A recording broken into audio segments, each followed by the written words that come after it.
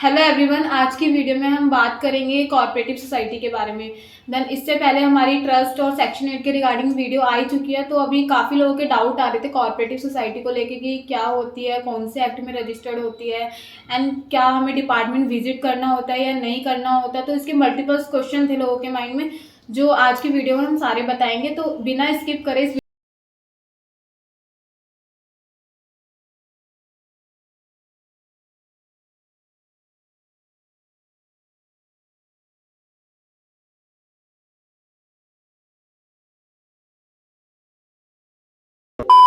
तो लोगों के माइंड में सबसे पहला क्वेश्चन ये रहता है कि कॉर्पोरेटिव सोसाइटी होती क्या है और ये कौन से एक्ट में रजिस्टर्ड होती है। तो देखिए, कॉर्पोरेटिव सोसाइटी क्या होता है कि कुछ लोग मिलके एक सोसाइटी बना लेते हैं अपनी मर्जी से, उनकी म्यूचुअल कंसेंट होती है एंड उसमें उनके इक्वल राइट्स भी होते हैं।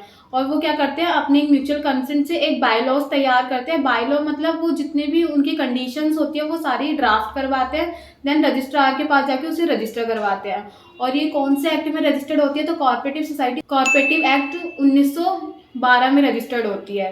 देन इसके बाद जो हमारा अगला क्वेश्चन ये रहता है कि कॉर्पोरेटिव सोसाइटी में कितने कम से कम कितने मेंबर्स होने चाहिए। तो देखिए, अगर आप एक कॉर्पोरेटिव सोसाइटी बना रहे हैं और आप लोगों के वेलफेयर के लिए काम करना चाहते हैं या इससे रिलेटेड कोई भी काम करना चाहते हैं, तो उसमें कम से कम आपके 10 मेंबर्स होने चाहिए। और इसकी कोई अपर लिमिट नहीं होती, मतलब मैक्सिमम लिमिट नहीं होती है। आप अगर डलवाना चाहते हैं कि हमारी सोसाइटी में इतनी मैक्सिमम लिमिट रहनी चाहिए, तो जब आप बायलॉज रेडी करवाते हैं तो उसमें एक क्लोज डलवा सकते हैं इससे रिलेटेड। अब हम अगली बात करेंगे कॉर्पोरेटिव सोसाइटी को रजिस्टर करने का क्या प्रोसेस होता है। तो देखिए, हमें एक ना बायलॉज रेडी करवाना होता है। ठीक है, बायलॉज मतलब बायलॉज जैसे आपने देखा ही होगा कि ट्रस्ट में क्या होता है, ट्रस्ट डीड होती है। और सेक्शन 8 में क्या होता है कि आपका एक एमओए होता है जिसमें आपका इंटरनली एंड एक्सटर्नली सारे टर्म्स एंड कंडीशंस मेंशन होते हैं। तो इसी तरह कोऑपरेटिव सोसाइटी में एक बायलॉज रेडी होता है। बायलॉज में क्या होता है, जितने भी आपकी सोसाइटी के राइट्स होते हैं या टर्म्स होती हैं या कंडीशन होती है वो सारी मेंशन होती है। देन इसके अलावा एक आपकी जॉइंट एप्लीकेशन बनती है। जॉइंट एप्लीकेशन में सभी मेंबर्स साइन करते हैं एंड उनके सभी आईडी प्रूफ सेल्फ अटेस्टेड लगते हैं। ये सब करने के बाद आपको जाना होता है रजिस्ट्रार के ऑफिस। वन टाइम आपकी विजिट रहती है, आपको वहां जाकर अपनी एप्लीकेशन सबमिट करनी होती है। एप्लीकेशन सबमिट करने के बाद जो रजिस्ट्रार होते हैं वो आपकी जितनी भी आपकी डॉक्यूमेंटेशन होती है उसकी स्क्रूटनिटी करते हैं, मतलब चेक करते हैं। अगर आपकी डॉक्यूमेंटेशन और जो आपने एप्लीकेशन दिया अगर उसमें कोई भी दिक्कत नहीं होती है तो आपका जो प्रोसेस होता है वो अप्रूव हो जाता है। देन आपको रजिस्ट्रार सर्टिफिकेट मिल जाता है। इसके बाद जो लोगों के डाउट्स रहते हैं वो ये रहता है कि corporative society trust and section 8 से अलग क्यों होती है। देखिए लेकिन अगर आप सेक्शन 8 बनवाते हैं तो उसमें क्या रहता है, आपके कंप्लायंस होते हैं, उसका एनुअली मेंटेनेंस चार्जेस होते हैं। ट्रस्ट बनवाते हैं उसमें भी ऐसा ही रहता है कि आप ट्रस्ट बनवाओगे, आपको वन टाइम ट्रस्ट के लिए विजिट करना होगा एंड उसमें फॉर्मेशन काफ़ी कॉम्प्लिकेटेड होती है। ट्रस्ट डीड आपको मेंटेन करवानी होती है। तो इसमें ऐसा कुछ नहीं है। इसमें क्या होता है कि आपकी जो फॉर्मेशन होती है कॉर्पोरेटिव सोसाइटी की वो काफ़ी इजी रहती है। आपको रजिस्ट्रार ऑफिस वन टाइम ही विजिट करना होता है। देन उसके बाद आपका जो बायलॉज अगर अप्रूव हो जाता है तो आपको रजिस्ट्रार सर्टिफिकेट अप्रूव मिल जाता है। और इसके अलावा कोई भी मेंबर आपकी कॉर्पोरेटिव सोसाइटी में ज्वाइन हो सकता है। देन इसके अलावा अगर बात करें तो हमारी कोई पर्सनल लाइबिलिटीज में रहती नहीं है, हर लिमिटेड लाइबिलिटी रहती है। जितना आपने बायलॉज में मेंशन करा उतना ही आपको अमाउंट देना होता है।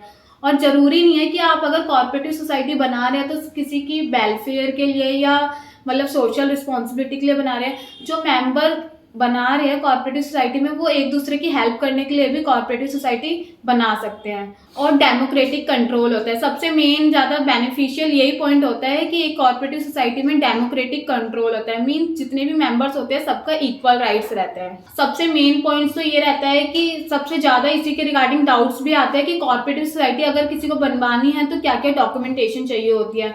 देन देखिए, डॉक्यूमेंटेशन की अगर बात की जाए तो हमें एक बायलॉज रेडी करवाना होता है जो हमारा मेन डॉक्यूमेंट होता है। बायलॉज रेडी करवाने के बाद आपके जितने भी मेंबर रहते हैं उन सबका आईडी प्रूफ रिक्वायर होता है, लाइक अ पैन कार्ड और आधार कार्ड। देन इसके अलावा एक आपको यूटिलिटी बिल देना होता है जो आपका रजिस्टर्ड ऑफिस का होता है।